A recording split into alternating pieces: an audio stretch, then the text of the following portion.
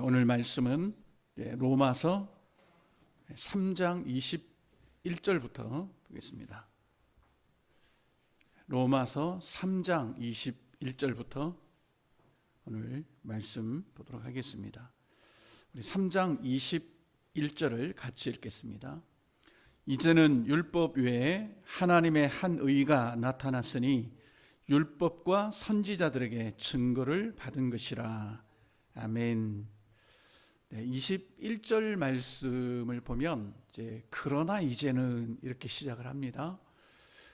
지금까지 우리가 로마서 구조를 살펴보면 로마서 1장 17절까지 그 복음의 그런 어떤 능력, 이 복음 안에는 하나님이 우리를 구원하시는 그런 능력이 있다라는 것을 말씀을 했습니다. 그리고 그 다음부터는 왜 하나님의 구원의 능력인 이 복음이 우리에게 절대적으로 전해져야 되는가 하는 것을 계속해서 지금 이야기를 하고 있습니다. 이 핵심은 뭡니까? 유대인이든 헬라이든 모든 사람이 다 죄 아래 있고 하나님의 진노 아래 있다. 율법을 가진 자나 율법을 갖지 못한 자나 다 한 가지로 죄를 범하는 그런 인간의 모습을 보여주고 있습니다.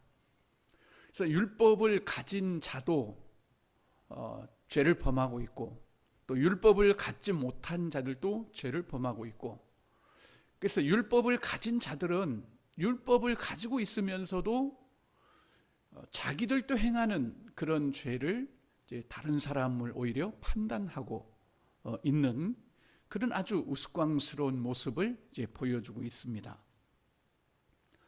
그러면서 이제 2절로 갔을 때 하나님의 그런 심판이 있는데, 이 하나님의 심판은 그런 죄에 대한 그런 심판이기보다는 그들이 이 복음을 듣지 않고 거절한, 하나님의 복음의 빛을 그들이 거절했기 때문에 그에 따르는 마땅한 그런 심판이라는 거죠. 그래서 하나님이 특별히 인간들에게 어떤 저주나 재앙을 쏟아붓는 그런 심판이 아니에요. 이미 인류는, 모든 인간은 다 심판 아래 놓여 있다고 성경은 말하고 있습니다. 그런 사람들을 굳이 또 이렇게 하나님께서 한 번 더 죽이는 식으로 그렇게 심판하실 이유가 없어요. 그래서 우리의 심판은 뭐죠? 우리가 예수를 믿지 않는 것 자체가, 복음을 듣지 않는 것 자체가 하나님의 심판이라는 거죠. 그래서 예수를 믿지 않는 사람들은 이미 하나님의 심판 아래 놓여 있다. 이렇게 성경은 우리에게 말씀합니다. 그러면서 3장에 들어오면서 그런즉 유대인의 나음이 뭐냐?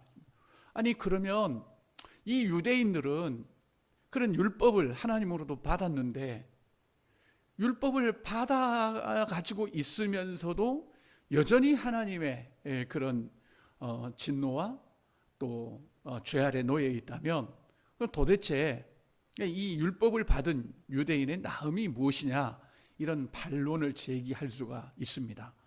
그래서 유대인의 나음이 범사에 많다. 하나님의 또 말씀을 또 맡았고, 또 그들이 그리스도의 오심에 그런 아주 중요한 그런 통로 역할을 하는, 그래서 하나님이 그들을 택했다는 이런 그런 유익이 참 많이 있습니다. 그럼에도 불구하고 그들이 그 율법을 받았다라는 것 때문에 구원을 받는 것은 아니다. 이렇게 말씀을 하고 있습니다. 그러면 우리는 어떠냐? 우리는 이 우리라는 것은 로마 교회에 지금 서신을 쓰고 있기 때문에 그 이방인들이죠. 이방인들. 우리는 어떠냐? 다 똑같다. 그러면 어떠하냐? 우리는 나으냐? 결코 아니라. 유대인이나 헬라인이나 다 죄 아래 있다고 우리가 이미 선언하였느니라. 그래서 핵심적인 말씀으로 의인은 없나니 하나도 없다. 이것을 이제 구약의 시편의 말씀을 인용을 해서 이렇게 선언을 하였습니다. 의인 없다 세상에. 그리고 하나님께 받아들여질 그런 사람은 아무도 없다라는 것을 이제 거듭거듭 이제 선언합니다. 그러면 이제 이런 질문이 나오겠죠. 그러면 율법이라는 게 도대체 뭔데? 율법을 가지고 있으면서도 하나님의 어떤 구원을 받지 못하고 하나님의 의로움을 받지 못한다면 그럼 율법을 가졌다는 게 도대체 뭐냐? 그러면 율법이 하는 일은 뭐냐? 이런 질문에 이제 답을 합니다. 이 율법은 죄를 깨닫게 하고, 그렇죠? 죄를 깨닫게 하고 우리를 그리스도께로 인도하는 그런 역할을 하는 것이 율법이지, 그 율법 자체로 구원받을 사람은 없다는 겁니다. 없다.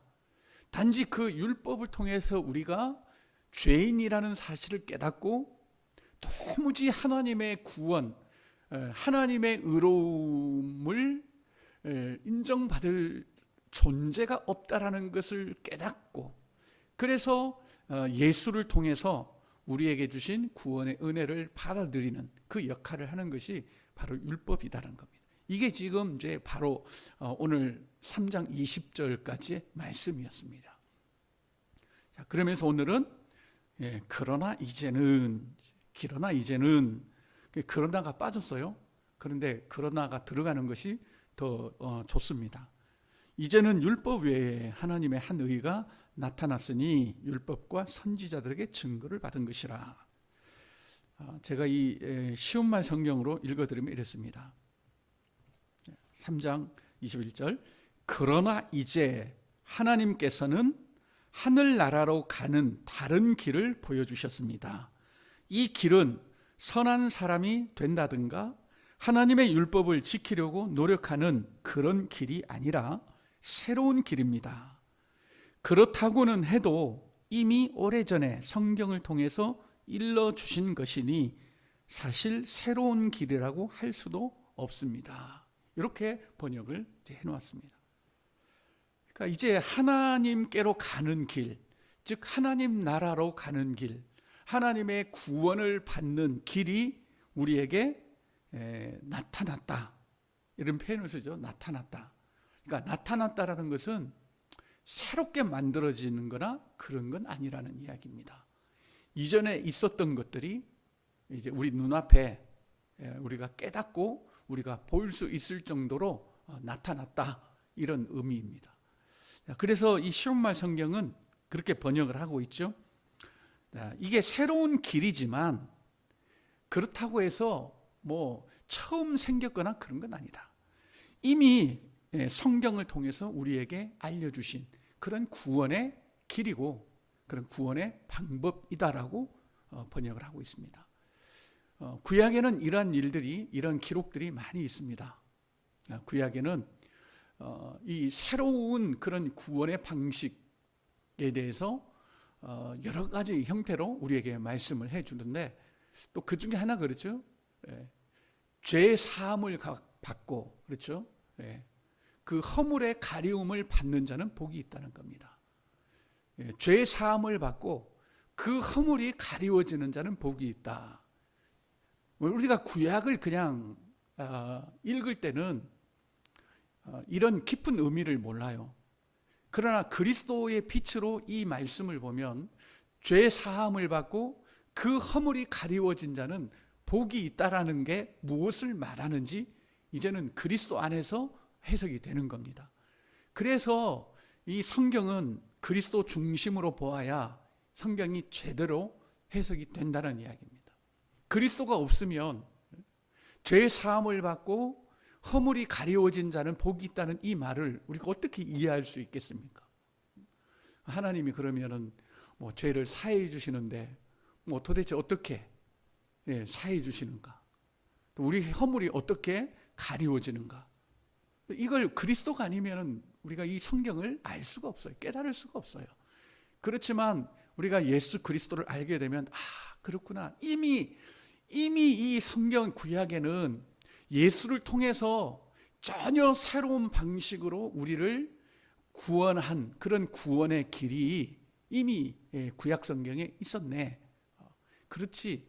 하나님이 우리 죄를 사해 주는 것은 이제부터 너희 죄 없다 이러면 하나님 아니에요. 그건. 왜냐하면 공의의 하나님이시고 거룩한 하나님인데 어떻게 그냥 죄 있는 인간을, 죄 아래 있는 인간을 어느 순간에 죄 없다 하겠어요. 우리 이 땅의 나라에서도 아무리 최고 통치권자라 해도 대통령이 죄 없다 이렇게 할 수는 없어요. 무슨 사면이라는 거는 있지만 그냥 아무 근거 없이 죄 없어 이제 너 괜찮아 이렇게 할 수가 없는 거죠. 더더욱이 비교할 수 없는 하나님이신데, 거룩하신 하나님이시고 공의의 하나님이신데 어떻게 우리 죄를 그냥 무조건 사해 주겠어요? 어느 날 갑자기 이제부터 너희들 죄인 아니야, 내가 다 용서했어, 그럴 수가 있겠어요? 용서라는 것도 그렇잖아요. 하나님이 우리 죄를 용서한다는 거 그냥 뭐 우리 죄를 내가 이제 오늘부터 너희들 용서할 거야 이런 게 아니잖아요. 그러면 다 용서해야 되고, 그러면 뭐 죄 아래 있거나 뭐 진노 아래 있고 하나님의 심판을 받는 이런 그 하나님의 말씀이 일맥상통하지를 않아요. 자, 그런데 하나님의 용서라는 건 뭐죠? 예수 그리스도께서 이미 우리의 죄악을 담당하셨기 때문에 다 우리 죄가 사해지는, 바로 이 복음을 구약에서 이미 계속해서 언급을 하고 있습니다. 자, 그렇기 때문에 이제는 율법에 하나님의 한 의가 나타났다 이렇게 계속 말하고 있었지만 죄의 사함을 받고 그의 허물이 가려진 자는 복이 있다고 그렇게 선언이 됐지만 구체적으로 그게 어떤 방법으로 그렇게 복 있는 사람이 되는지에 대해서는 감춰져 있었잖아요. 그게 그리스도를 통해서 그 일이, 그 말씀이 이루어진다는 것은 감춰져 있었고, 이제 예수 그리스도께서 이 세상에 오심으로 그런 그리스도의 비밀이 다 이제는 나타났다 이런 의미죠. 나타났다는 것은 계시되었다 이 말입니다. 알려졌다. 이제는 우리가 알 수 있을 정도로 그렇게 보여졌다 이런 뜻입니다. 그래서 이 복음이 이제는 나타났는데 율법과 선지자들에게 증거를 받았다 이미. 그렇죠? 율법과 선지자는 구약 성경을 의미하는 겁니다. 이 구약 성경에 이미 증거되어 있는 그런 그 하나님의 그런 의를 받는 그런 방법이었다 이렇게 기록하고 있지요. 자, 22절 같이 읽겠습니다. 시작. 곧 예수 그리스도를 믿음으로 말미암아 모든 믿는 자에게 미치는 하나님의 의인이 차별이 없느니라. 아멘. 자, 그러면 이제 22절에서 곧, 즉, 그렇죠? 즉 이렇게 설명을 하고 있습니다. 율법과 선지자들에게 증거를 받았고 또 전혀 새로운 방식으로 나타난 이 하나님의 의가, 하나님의 의라는 것은 하나님이 우리를 의롭게 여겨주시는 그 방식이 무엇이냐? 이것은 곧 예수 그리스도를 믿음으로 말미암아, 그렇죠? 예수 그리스도를 믿음으로 말미암는, 예수 그리스도를 믿는 그 믿음에 의해서 모든 믿는 자에게 미치는 하나님의 의다. 이런. 그러니까 하나님의 의가 우리에게 이제 나타나는데 누구에게 나타나느냐면 예수 그리스도를 믿는 모든 사람에게 하나님의 의가 나타난다. 이렇게 기록하고 있습니다. 제가 쉬운 성경으로 22절을 한 번 더 읽어드릴게요.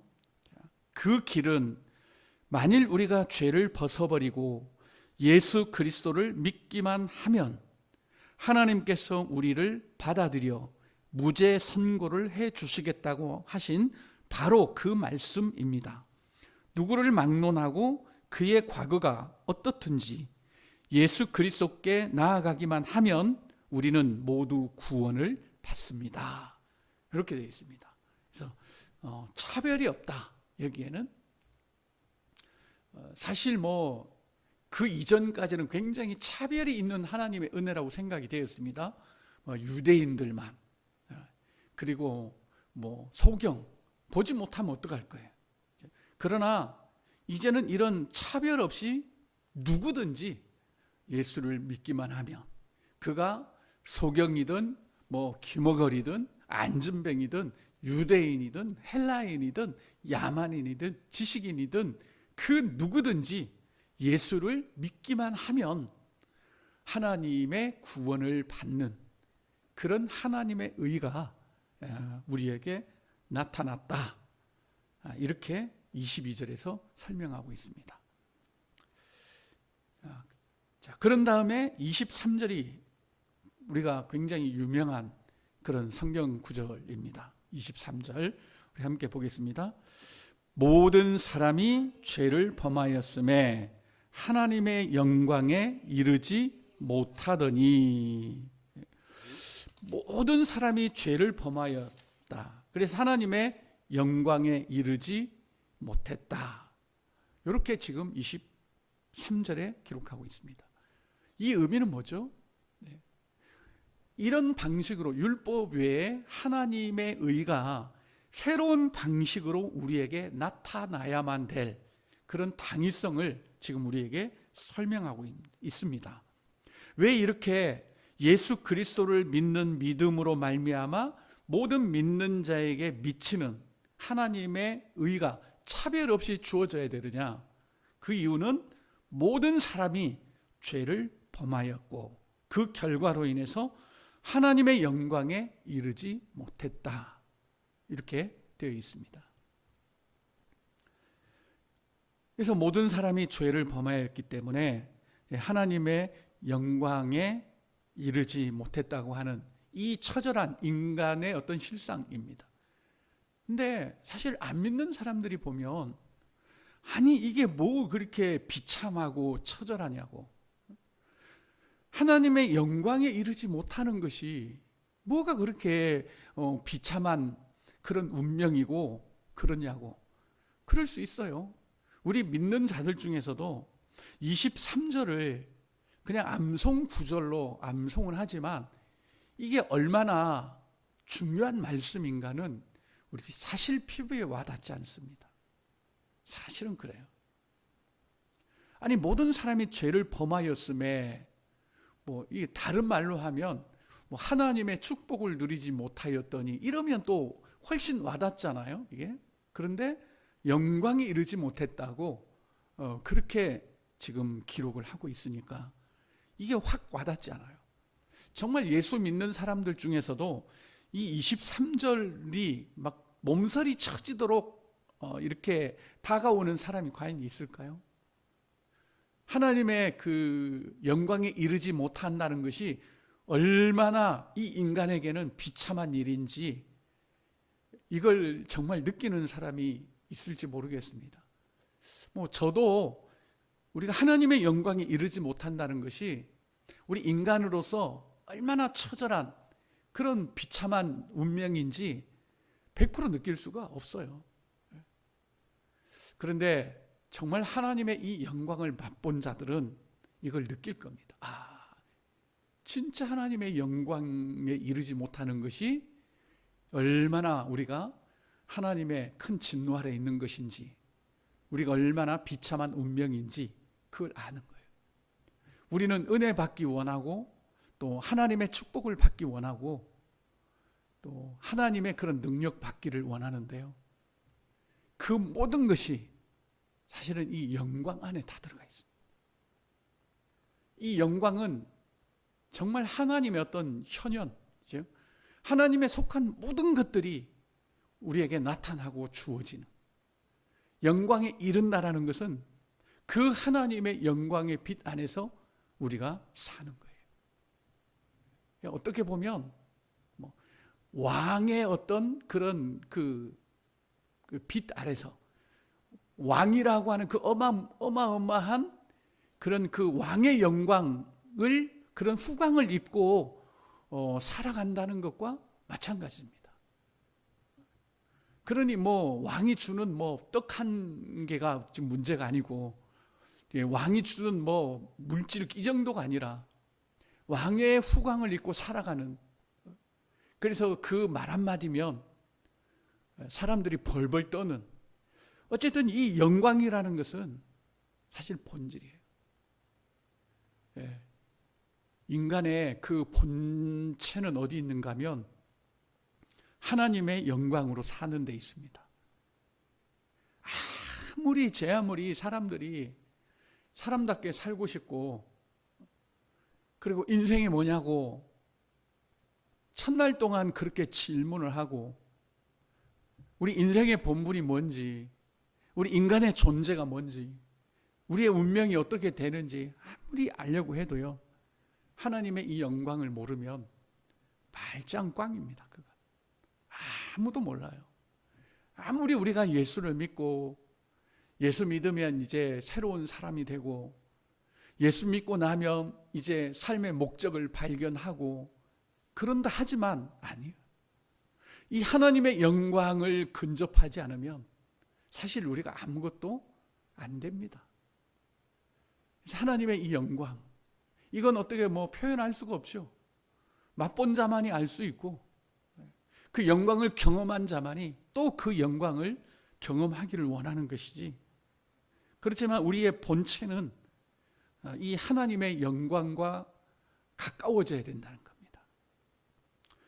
그것만이 우리가 살아갈 수 있는 그런 유일한 길이고, 이 영광 앞에 있으면 참 인간은 진정한 행복을 누릴 수 있을 겁니다.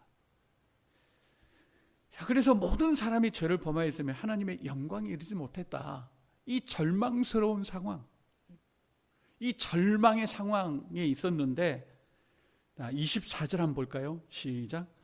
그리스도 예수 안에 있는 성령으로 말미암아 하나님의 은혜로 값없이 의롭다 하심을 얻은 자 되었느니라. 아멘. 이 죄라는 것 때문에, 그래서 우리가 이제 로마서를 쭉 보다 보면 이 죄에 대한 개념을 정확하게 해야 돼요. 우리가 죄라고 하면 뭘 먼저 생각합니까? 대부분 그렇죠. 어떤 행위적인 그런 죄를 생각을 하죠. 그런데 죄하면 먼저 뭐가 떠올라야 돼요? 하나님과 단절이 떠올라야 됩니다. 하나님과 단절. 이게 죄 본질 아닙니까? 이게 떠올라야 돼요. 그리고 나쁜 짓 하고, 이거는 둘째 문제입니다. 이건 둘째 문제예요. 그래서 죄하면 하나님과 단절, 하나님의 영광 없이 살아가는 것, 이걸 우리가 먼저 생각을 해야 돼요.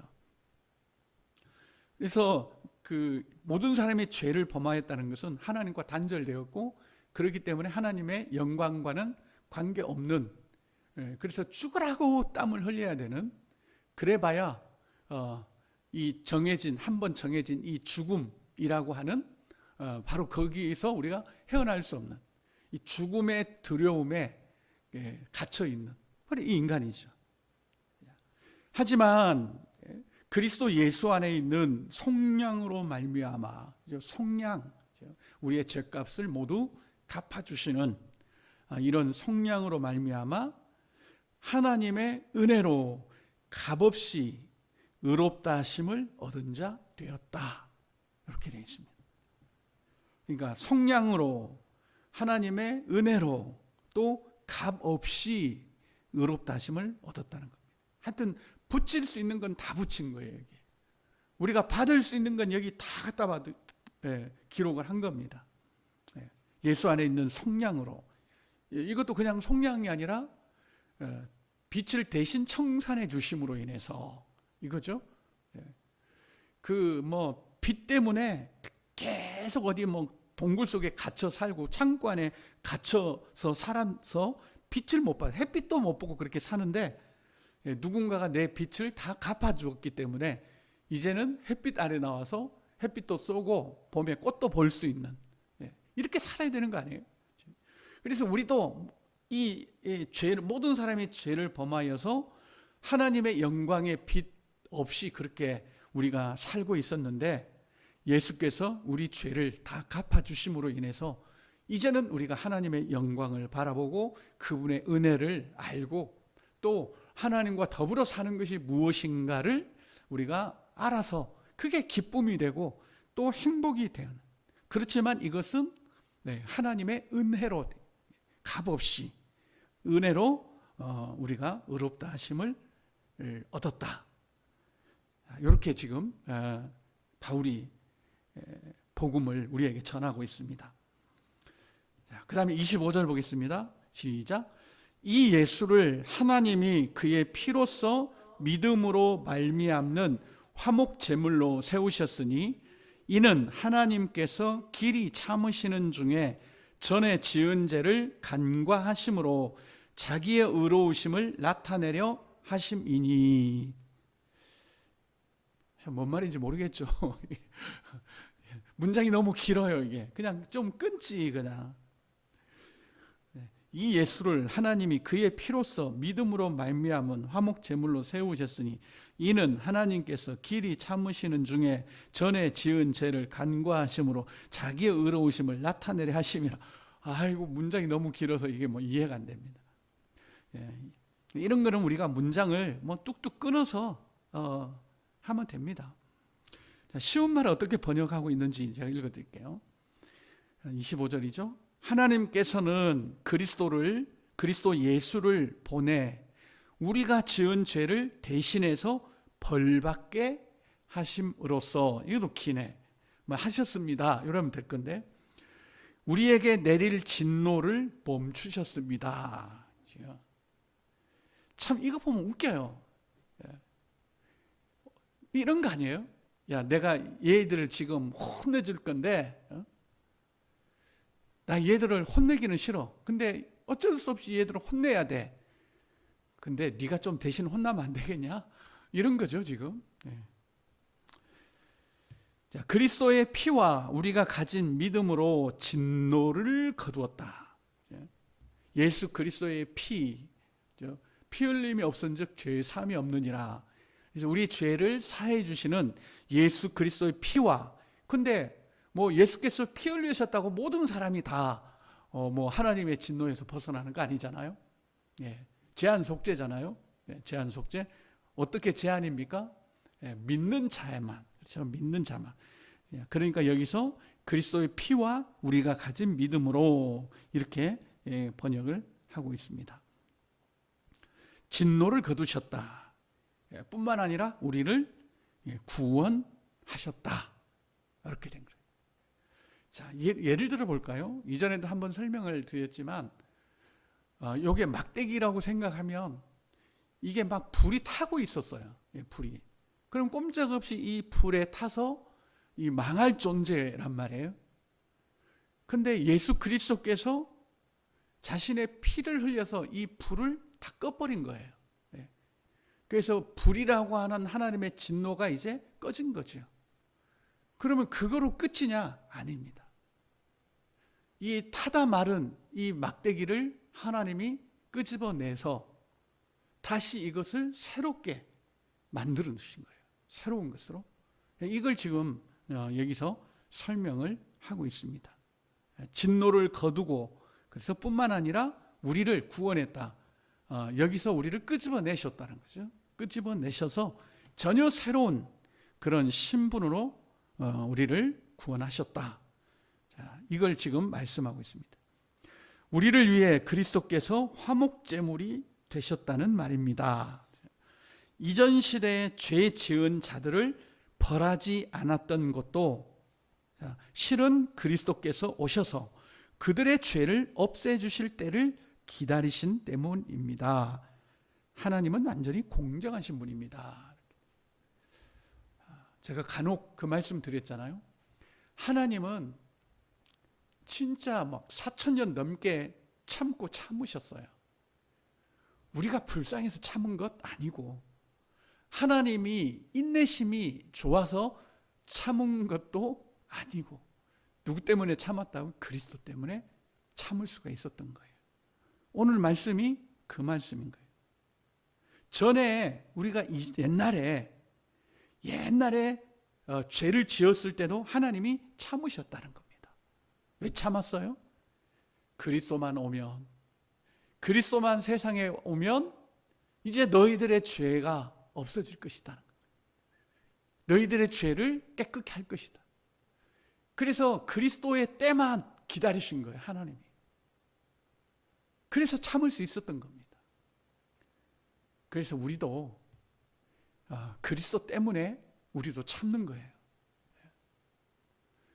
어떤 사람이 정말 나를 힘들게 해도 그 사람에게 그리스도만 정말 충만하게 임하시면 된다. 사실 우리도 그렇게 참을 수 있어야 되는 거예요. 하나님이 그렇게 하셨는데요. 하나님 뭐 더러워서 참으셨겠어요? 불쌍해서 참으셨겠어요? 그리스도 때문에 하나님이 그 악쓰고 대들고 하나님에게 상처 주고 아픔 주는 그런 상황을 다 하나님은 참으셨다고요. 그리스도 때문에. 사실 우리도 그래야 되는 거예요. 우리도 그렇게 참아야 되는 거예요. 저 사람에게 예수 그리스도만 나타나면 다 된다 라고 우리도 사실은 그렇게 참아줘야 되는데 하나님은 그렇게 참으셨습니다. 그래서 이전 시대에 죄 지은 자들을 벌하지 않았던 것도 실은 그리스도께서 오셔서 그들의 죄를 없애주실 때를 기다리신 때문입니다. 이렇게 되어 있다는 거죠. 그러면서 하나님은 완전히 공정하신 분입니다. 왜 공정해요? 뭐 성질 난다고 뭐 구약의 백성들 다 그냥 쓸어버리거나 그런 게 아니라 그리스도에 의해서 공의롭게 모든 죄가 사해질 그때를 기다리는 거예요. 하나님 무시당하고 상처받고 배신당하고 그래도 그리스도께서 오셔서 이들의 죄를 사하실 그때를 하나님은 기다리셨기 때문에 하나님은 공정하다. 이렇게 바울이 복음을 전하고 있습니다. 오늘은 여기까지만 우리가 좀 살피도록 하겠습니다. 그래서 이 바울이 전하는 이 복음을 참 우리가 제대로 듣고 있으면요, 참 우리 할 말 없어요. 그냥 할렐루야한 거예요. 그냥 하나님께 감사한 거예요. 그 이상도 이하도 없어요. 정말 복음을 제대로 우리가 깨달으면 우리 삶이 달라질 수밖에 없다는 겁니다.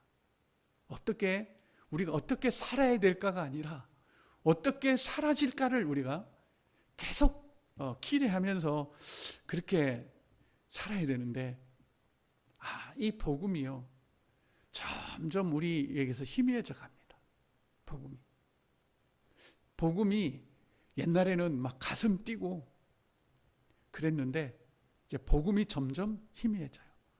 그래서 사람들은 말하죠. 다시 복음으로 돌아가자. 다시 복음으로 돌아가자. 이 우리 심장을 뛰게 하는 이 복음으로 우리가 다시 돌아가자.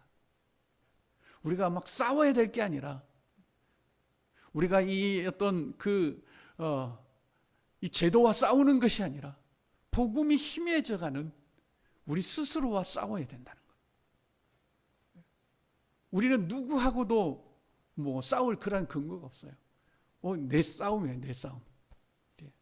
우리의 싸움은 혈과 육의 싸움이 아닙니다. 우리에게서 자꾸 이 복음이 희미해져 가도록 우리를 미혹하는 공중 권세 잡은 자들과의 싸움이지 결코 다른 것과의 싸움이 아닙니다. 그래서 이 복음을 정말 이 복음이 다시 우리 안에 복음으로 역사할 때 우리가 많은 부분에서 이기는 자가 되고 또 우리의 삶이 다이나믹해지고 사실 그럴 수 있는 거죠. 그래서 지금 로마서를 듣고 있는 분도 계시고 안 듣고 있는 분도 계시지만 진짜 이 로마서를 들을 때 그게 막 물밀처럼 몰려와야 돼요. 이 말씀이 그렇구나. 이게 확 그냥 밀려오면서 뭔가 내 안에 생명이 막 고동을 치고